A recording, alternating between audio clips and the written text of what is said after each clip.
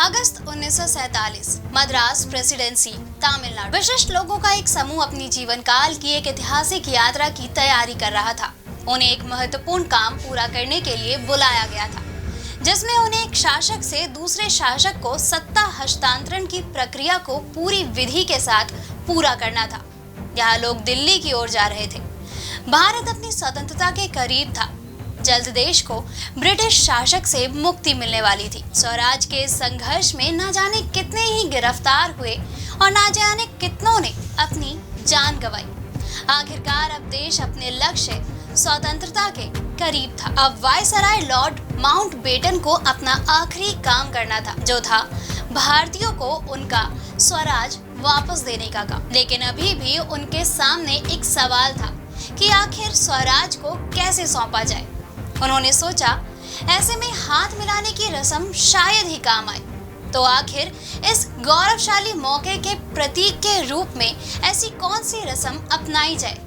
कुछ ना समझ आने पर उन्होंने पंडित जवाहरलाल नेहरू के सामने अपना यह सवाल रखा। यह एक अच्छा सवाल था, जिसके बारे में विचार विमर्श होना जरूरी था। नेहरू जी ने यह सवाल केसी राजगोपालाचारी के सामने रखा, जिन्हें राजा जी के नाम से जाना जाता था। वे तमिलनाडु से थे। केसी राजगोपालाचारी ने इस सवाल पर गहन शोध किया, जिसके बाद उन्हें इसका जवाब भारत के गौरवशाली इतिहास में मिला।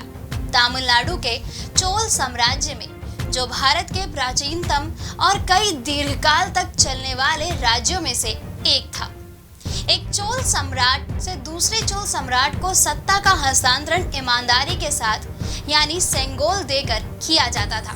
सेंगोल सोने, चांदी और कीमती पत्थरों से सजाया जाता था। सेंगोल या राजदंड औपचारिक अवसरों पर सम्राट द्वारा ले जाया जाता था और इसका उपयोग उनके अधिकार को दर्शाने के लिए किया जाता था। कहा जाता है कि सेंगोल को भगवान शिव का आशीर्वाद प्राप्त होता है।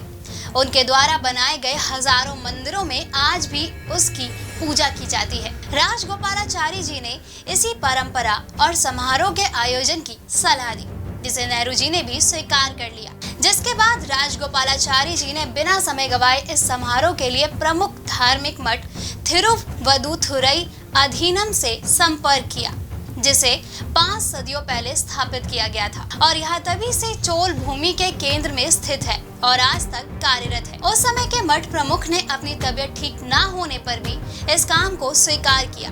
उन्होंने सेंगोल बनाने का काम मद्रास के एक स्वर्णकार को सौंपा। सेंगोल के शीर्ष पर नंदी विराजमान थे, जो कि शक्ति, सत्य और न्याय के प्रतीक हैं। 14 अगस्त 1947 को सत्ता हस्तांतरण के समय तमिलनाडु से 3 लोगों द्वारा विशेष रूप से सेंगोल लाया गया, जिसमें अधीनम के उप महायाजक नंदस्वरम वादक राज रथिनम पिल्लई और ओडुवर शामिल थे।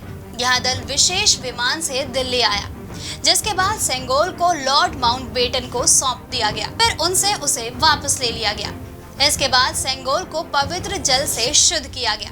इसके बाद इसे जुलूस के रूप में पंडित जवाहरलाल नेहरू के घर ले जाया गया। इस दौरान महायाजक के निर्देश अनुसार एक विशेष गीत भी गाया गया। पीताम्बर पहनाते हुए रीत के अनुसार सेंगोल सौंपा। आपको बता दें, भारत के इतिहास में सेंगोल यानी राजदंड का पहला ज्ञात उपयोग मौर्य साम्राज्य द्वारा किया गया था। मौर्य सम्राटों ने अपने विशाल साम्राज्य पर अपने अधिकार को दर्शाने के लिए राजदंड का इस्तेमाल किया था। इसके बाद गुप्त साम्राज्य, चोल साम्राज्य और विजयनगर साम्राज्य द्वारा सेंगोल का इस्तेमाल किया गया था। जिसके बाद भारत की आजादी के बाद इसे देश के तत्कालीन प्रधानमंत्री जवाहरलाल नेहरू को सौंपा गया था। वहीं अब 28 मई 2023 को सेंगोल की स्थापना नए संसद भवन में की जाएगी। दोस्तों, अगर आपको हमारा ये वीडियो पसंद आया हो तो इसे अपने दोस्तों के साथ भी जरूर शेयर करें और अगर आपके पास हमारे लिए कोई भी सवाल हो तो उसे कमेंट में लिख के हमें जरूर बताएं। जल्द ही आपसे फिर मुलाकात होगी एक नई वीडियो पे एक नए टॉपिक के साथ। तब तक के लिए नमस्कार।